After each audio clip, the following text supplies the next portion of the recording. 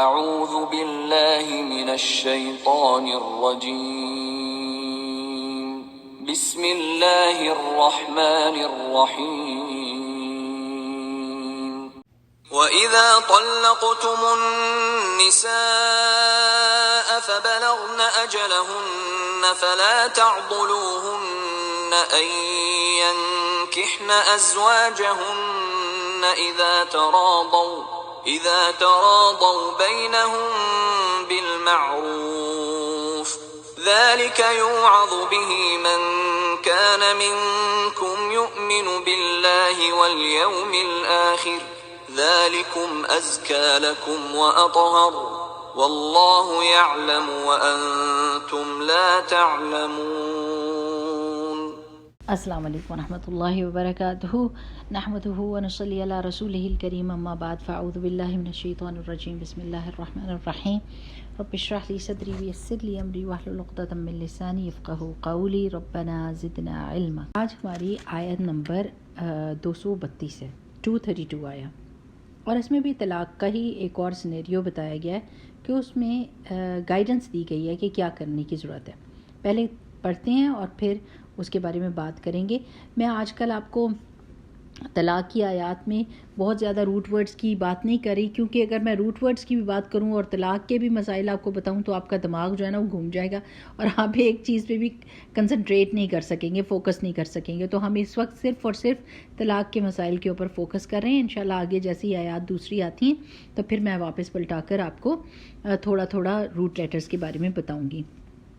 اعوذ باللہ من الشیطان الرجیم، بسم اللہ الرحمن الرحیم۔ وَإِذَا، اور جب، طَلَّقْتُم، تم سب طلاق دے دو، النساء، عورتوں کو،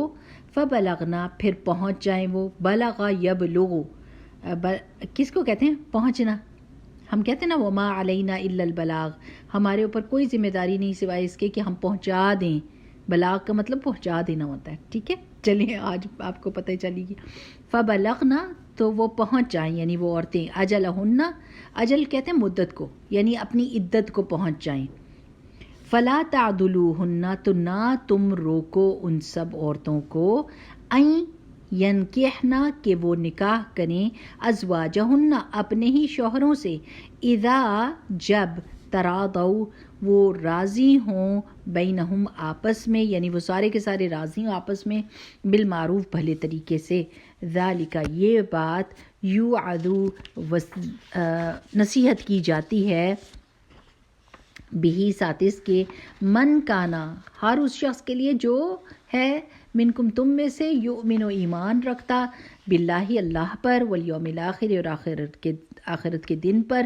ذالکم، یہ بات تمہارے لیے، ازکا، زیادہ پاکیزہ ہے، لکم، تمہارے لیے، واطہر، اور زیادہ پاک، زیادہ پاک، واللہ، یعنی ازکا کا مطلب بھی آپ چلیں شائستہ کر لیں، زیادہ شائستہ ہے تم سب کے لیے، واطہر، اور زیادہ پاکیزہ، واللہ، اور اللہ تعالیٰ، یعلم، وہ جانتا ہے، وانتم، اور تم، لا تعلمون، تم نہیں جانتے۔ اچھا جی،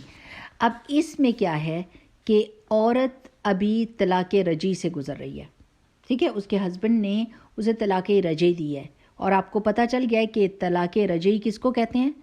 وہ دو پہلے کارڈز یا وہ دو پہلے حق جو اللہ تعالیٰ نے اس کو دیے ہوئے ہیں کہ ان دو کے بعد وہ اپنی بیوی کو واپس لے سکتا ہے، عدت کے دوران ویسے ہی واپس لے سکتا ہے، اور عدت گزر جائے تو نکاح کر سکتا ہے۔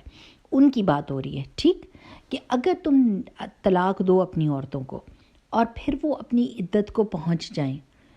تو نہیں روکو تم ان کو۔ اب یہ ولیوں کو کہا جا رہا ہے، عورت کا جو ولی ہوتا ہے نا، ان کو کہا جا رہا ہے کہ تم نہ روکو ان عورتوں کو، زبردستی نہ کرو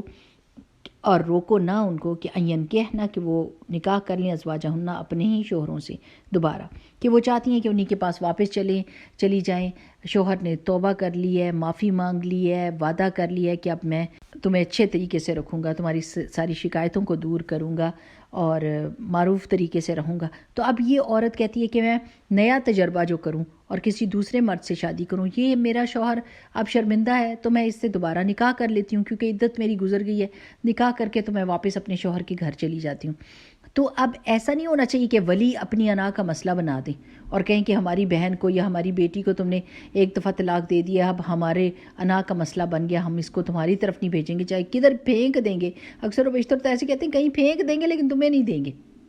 یعنی اس طرح سے وہ اکڑ جاتے ہیں۔ تو اس کے بارے میں ایک واقعہ آتا ہے کہ سیدنا معقل بن یسار رضی اللہ تعالیٰ عنہ کہتے ہیں کہ میری بہن کو اس کے خاوند عاصم بن عدی نے طلاق دی، رجی طلاق دی تھی، یعنی 2 پہلی والی طلاقوں میں سے ایک، مگر رجوع نہ کیا یہاں تک کہ عدت گزر گئی، یعنی 3 توہر گزر گئے۔ پھر عدت گزر جانے کے بعد دوبارہ نکاح کا پیغام بھیجا، جبکہ مجھے اور بھی پیغام آ چکے تھے، یعنی لوگ جو عدت کے بعد نا نکاح کا پیغام بھیج دیا کرتے تھے، تو شوہر نے بھی نکاح کا پیغام بھیجا اور لوگوں نے بھی بھیجا۔ میں نے غیرت اور غصے کی وجہ سے اسے برا بھلا کہا، یعنی اس کے شوہر کو، اور انکار کر دیا اور قسم کھا لی کہ اب اس سے نکاح نہ ہونے دوں گا۔ اس وقت اللہ تعالیٰ نے یہ آیت نازل فرمائی اور میں نے اس حکم کے آگے سر تسلیم خم کر دیا اور قسم کا کفارہ ادا کیا۔ یہ بخاری کی کتاب التفسیر میں یہ حدیث پائی جاتی ہے کہ ولی بھی جو ہیں وہ یہ سوچیں کہ اس عورت کی زندگی کے ساتھ کیا کرنے جا رہے ہیں، اور یہ سوچیں کہ یہ عورت بالغ ہے، شوہر دیدہ ہے، اور اس کو معلوم ہے اس کا اچھا برا کیا ہے۔ اب اگر اس کا شوہر اس کو واپس بلا رہا ہے اور نکاح کرنا چاہتا ہے تو راستے میں رکاوٹ نہیں بننی چاہیے اور ان دونوں کو اکٹھا ہونے دینا چاہیے۔ اللہ تعالیٰ کہتے ہیں ذالک، یہ یوعد، وصیت کی جاتی ہے، نصیحت کی جاتی ہے، بے ساتھ اس کے جو بھی اللہ اور یوم الآخر پر یقین رکھتا ہے۔ یوم الآخر کو یوم الآخر کیوں کہتے ہیں؟ کیونکہ اس کے آگے کوئی اور دن ہے ہی نہیں، ختم ہو جائے گا سارا کام، ٹھیک ہے نا۔ تو وہ اس دن پر اگر ایمان رکھتا ہے، یعنی اس کو ڈر ہوتا ہے، جو اللہ پر ایمان رکھنے والا بندہ ہوتا ہے وہ کیا کرتا ہے؟ وہ بے مہار ہوتا ہے، اس کی کوئی حد نہیں ہوتی، نہیں، وہ ڈرنے والا ہوتا ہے، اس کو اپنی لیمٹس پتہ ہوتی ہیں، وہ اللہ سبحانہ وتعالیٰ کے احکام کے ساتھ مذاق نہیں کرتا، وہ لوگوں کے ساتھ زیادتی نہیں کر سکتا، اس کی انا اس کے ضمیر سے بڑی نہیں ہوتی، ضمیر کی آواز اس کو زیادہ اچھی سے سنائی دیتی ہے۔ تو جو بھی اللہ سے ڈرتا ہوگا، اللہ پر ایمان رکھتا ہوگا، وہ اصلاح پسند ہوگا۔ جو آخرت کے دن پر یقین رکھتا ہوگا اس کو پتہ ہوگا کہ میں کہیں پر بھی اپنی اکڑ نہیں دکھا سکتا، کیونکہ قیامت مجھے توڑنے والی آ جائے گی ایک دن، ٹھیک ہے نا۔ تو وہ کیا کرے گا؟ وہ اصلاح کا ارادہ کرے گا۔ وہ لوگوں میں اب دونوں میاں بیوی جڑنا چاہتے ہیں تو تیسرا بندہ ولی اگر بیچ میں اکڑ جائے تو کتنی مجبور ہو جائے عورت۔ یعنی ہمارے معاشروں میں عورت کے جو حقوق اسلام نے دیے ہیں وہ تو آدمی نہیں دیتے نا، تو قرآن کی آیت کھول کے ان کے سامنے رکھ دیں کہ یہ کام نہ کرنا، کیونکہ اللہ سبحانہ وتعالیٰ نے یہ نصیحت کی ہوئی ہے۔ اچھا، ایک تو بات یہ پتہ چلتی ہے کہ ولی کے بغیر نکاح نہیں ہوتا، ولی ضروری ہے عورت کے لیے، کیونکہ ولی کی شرط اس لیے نکاح کے لیے مقرر کی ہوئی ہے کیونکہ وہ اس کا پروٹیکٹر ہوتا ہے، ورنہ دوسرا آدمی اس سے اچھا سا فائدہ اٹھائے کہ یہ تو بیار و مددگار عورت ہے، اس کا تو کوئی آگے پیچھے دیکھنے والا بھالنے والا نہیں، تو اس کے ساتھ جو مرضی زیادتی کر لے۔ لیکن جب ولی ہوتا ہے نکاح میں شامل اور اس کی مرضی ہوتی ہے تو پھر انسان کا، عورت کا یعنی اس کی سائڈ جو ہے مضبوط ہو جاتی ہے، ٹھیک ہے نا۔ اچھا، دوسری بات یہ ہے کہ لڑکی سے اس کی مرضی بھی ضرور پوچھنی چاہیے، یہ نہیں کہ صرف ولی نے زبردستی نکاح کر دیا۔ رسول اللہ صلی اللہ علیہ وسلم کے زمانے میں خنسہ بنت خدام انصاریہ کہتی ہیں کہ میرے باپ نے اپنی مرضی سے میرا نکاح کر دیا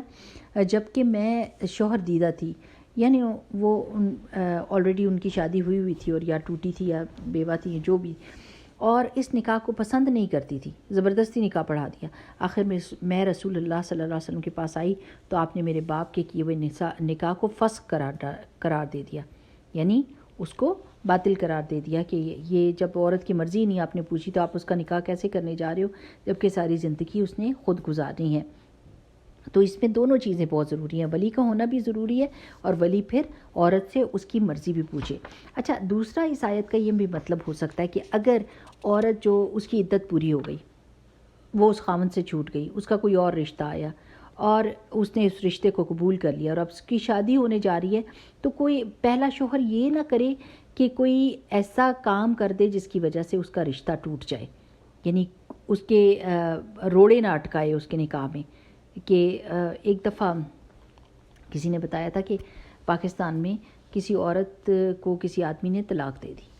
جب طلاق دے دی تو عدت گزر گئی اور کسی اور آدمی نے اس کو نکاح کا پیغام بھیجا اور اس کی شادی ہونے لگی، تو یہ جو پہلا شوہر تھا یہ اس آدمی کے پاس گیا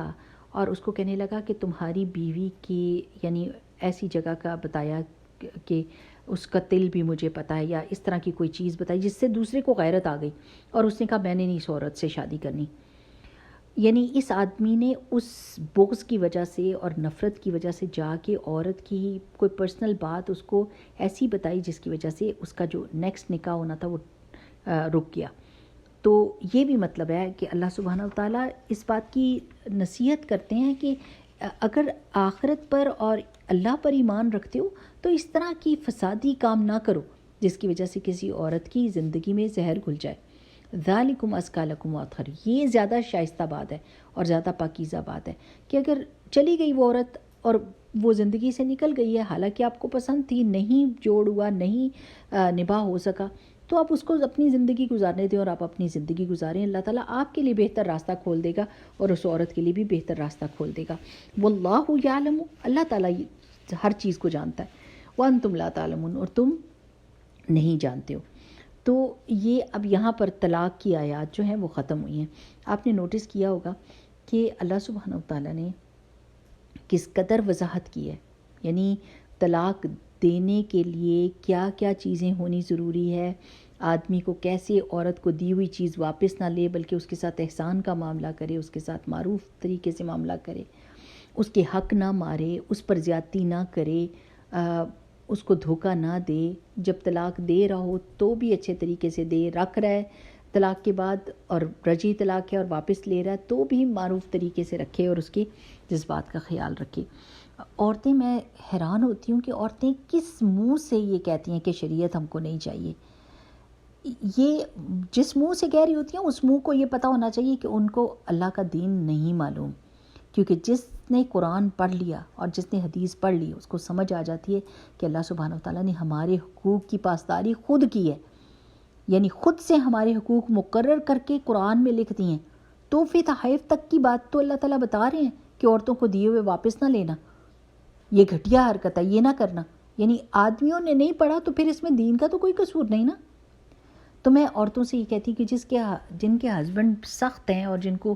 قرآن کا دین کا نہیں علم، تو ان کو چاہیے کہ وہ اپنے بچوں کی تربیت، اپنے لڑکوں کی تربیت ایسے کر لیں کہ اگلی جنریشن جو آئے تو اس کو یہ حرام حلال اور